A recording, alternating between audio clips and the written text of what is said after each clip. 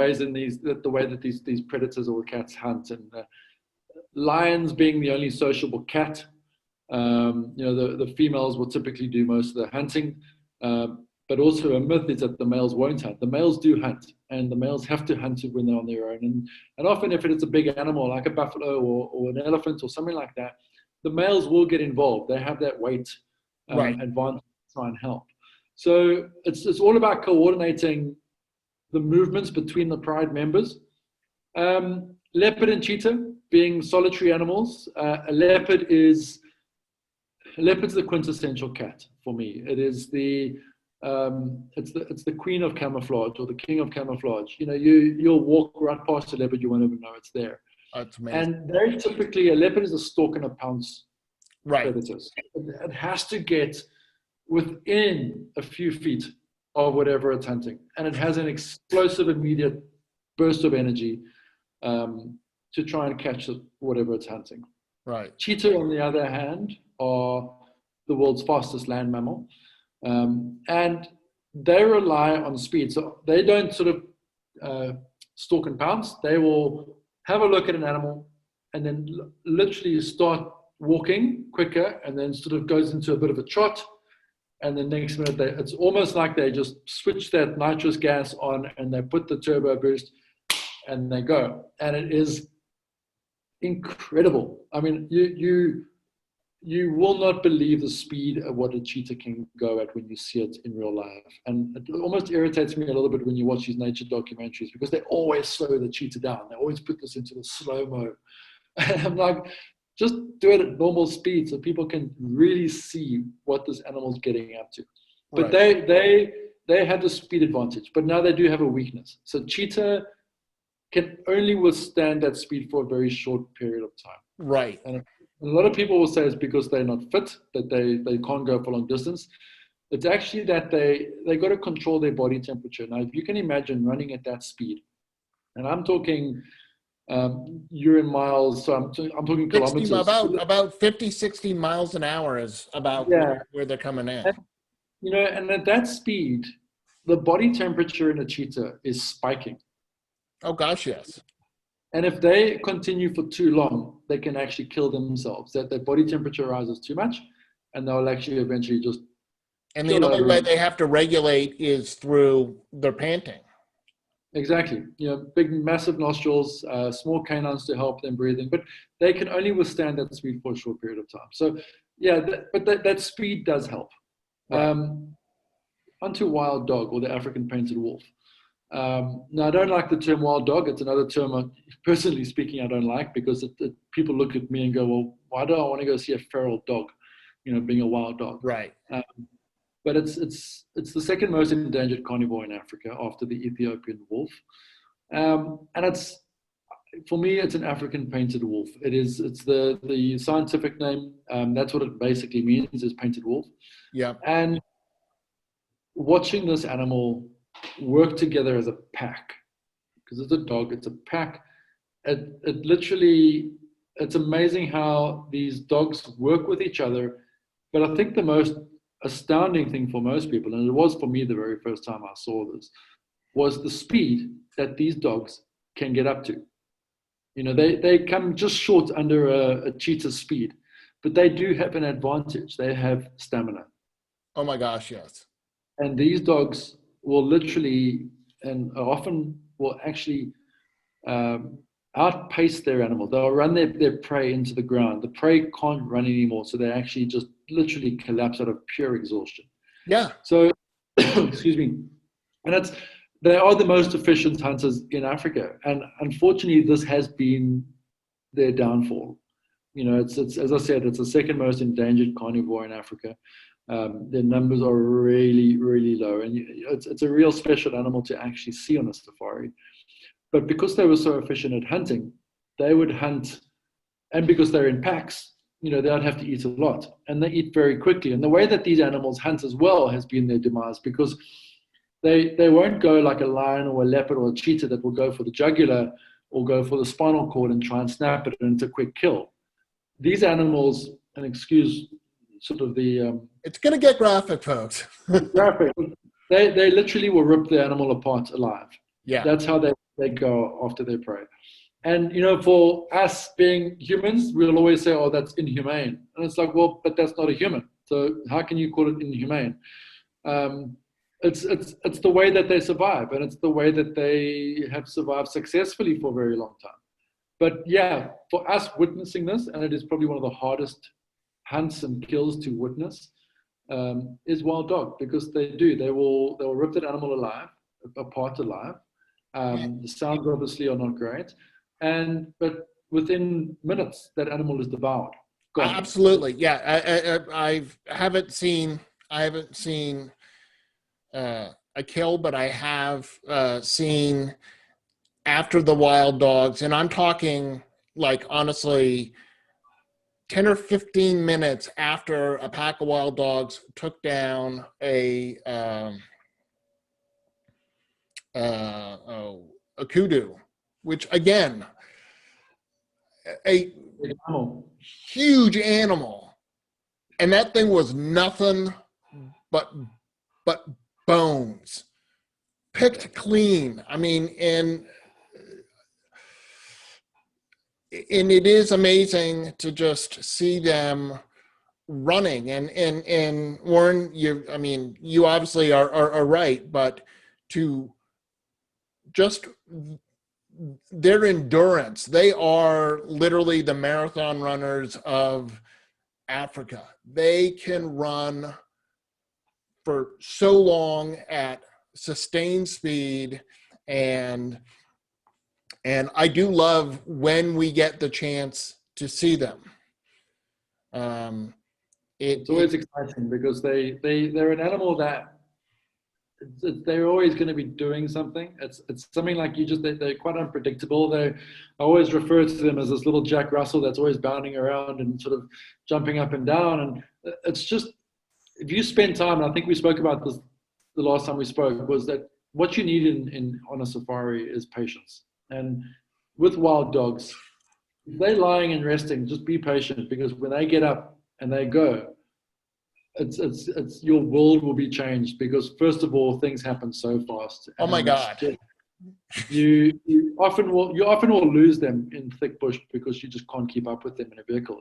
That's how quickly they move, and particularly when they're hunting. So, for me, a wild dog or an African painted wolf, it's an animal that I wish people would come out to Africa and say, hey, I want to see that animal. And this is one thing I try and do with everyone that I speak to, is try and educate people on these really spectacular animals out here that haven't been given the time that lions or leopards or elephants or these other animals have been given. And as I said to you, it's quite interesting. I was watching a TV show the other day with my kids, and it was a nature show. It was actually shown live, and it was a friend of mine that was actually talking about the small things, and he was explaining about an African wild cat, how it had hunted and caught a meerkat. And there was no African wildcat, there was no meerkat, there was just the skull of the meerkat. But he was talking about he was explaining this whole thing out, the story about how this wildcat waited and stalked it and caught this meerkat. And then they switched over to another vehicle in another part of South Africa at the time of sleeping lions. And both my kids looked at me and said, Dad, I want to go back to Dylan, who's looking at this meerkat, and there was no animal there, but they were so intrigued with the small things, and then they went to sleeping lions. And I don't want to give lions sort of a second glance, but for the most part, most people will see lions that are sleeping, and to me, that's not really exciting. Look, it's not. I've spent a lot of time watching lions sleep. And like I said last week, watching big cats sleep is exciting for the first 5 minutes, but then it's watching a cat sleep. I don't have to travel to Africa. I could go to someone who has a cat and watch their cat sleep, because it's. Yeah, you have to come to Africa. It doesn't matter. No, you do, but you get what I mean, which is like you do. You end up seeing lions, and the majority of the time they're sleeping. Yeah. And you know, I feel you. I mean, one of the great things, Warren, that I've learned from you is the education that you give your clients about the African painted wolf, the horrendous slaughter of the rhinos, and you really have touched my daughters about the plight of the rhinos, and my older daughter Addie raised money for Rhinos Without Borders and Save the Rhinos, and we may have to have a whole hour just talking about that whole kind of thing, because we probably need to wrap up, but I just, that may be another conversation. I think it's a really, really important conversation, because it is absolutely fantastic to go and see all of these animals, see the plants, see the birds, see the small things, learn about all the scatology, and take walks and all of that. But there's also the more people who understand the pressures that we humans are putting on so many of the animals is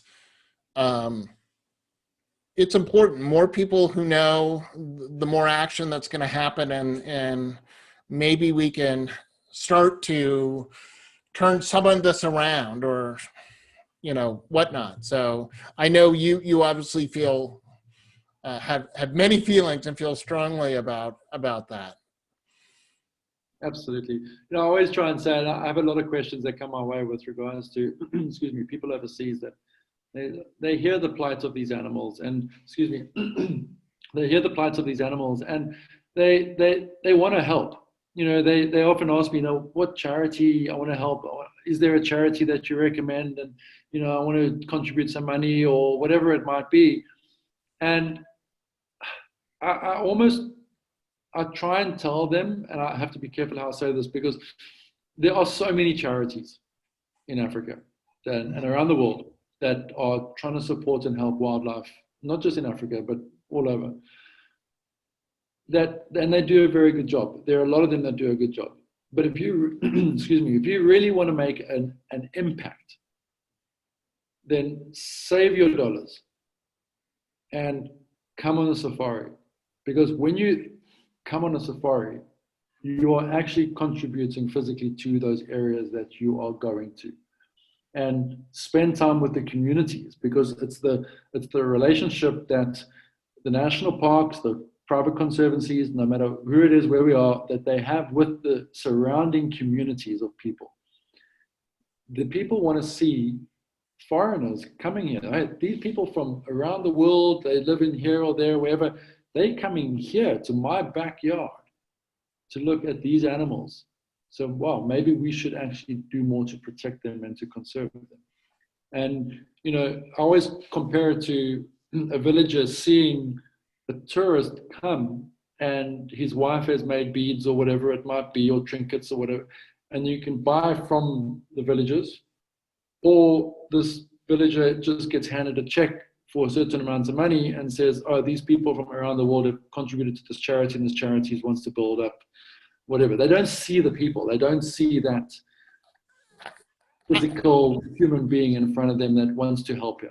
Absolutely. And I fully want to support, go to Africa, because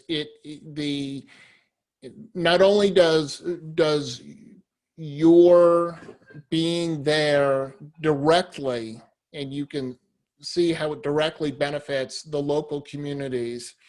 But I know for me, supporting Rhino Conservancy means a lot more, because I've been there and I've seen it. I know what it looks like. It's again, it goes back to, once you've experienced it, you feel a lot more connected to that. It's true of any charitable cause, anything that you want to support. If you've experienced what you're supporting, it has a lot more meaning, and you get a better idea of again, lots of great charities, not disparaging, but like anything, there are some that do better jobs than others, and you'll have an understanding of what needs to happen and look at different charities and say, that one's doing a really good job. I like how they're doing it. So anyway, that will be another conversation, Warren. I hope you come back, because it is for me such a important part of what makes it epic. I mean, the thought of our children's children not being able to see like a rhino or an African painted wolf, it makes me sad to think, oh, hey, here's a picture of this. Yeah. Not that there that is. So anyway. Sandy, you know me. I think if we can keep talking, and I'm happy to talk about Africa, and I'm happy to, if people have questions out there that have about Africa and about traveling or anything like that, I'm more than happy to answer them. It's just I want people to be educated about it, and instead of just hearing a story through some news source or someone said this or something like that, is I'm here, I'm on the ground, I'm African at heart, and I'm African born and bred, so it's just if people are educated, I think they understand things a lot better, and I'm happy to come back and chat. Absolutely. And I'll have in the description, I'll have links for Warren's website and how to get a hold of him. And Warren, I want to thank you. Amazing how quickly the time goes by when you and I talk about Epic in Africa. I looked at the clock, I'm like, oh my gosh, we did it. I was looking at it as well and saying, whoa, where's the time gone? But no, Xander, thank you very much. I really appreciate it, and I love talking to you. And thank you. Great. Well, my name is Xander Sprague. Remember that Epic begins with one step forward, and I'll talk to you again soon, folks.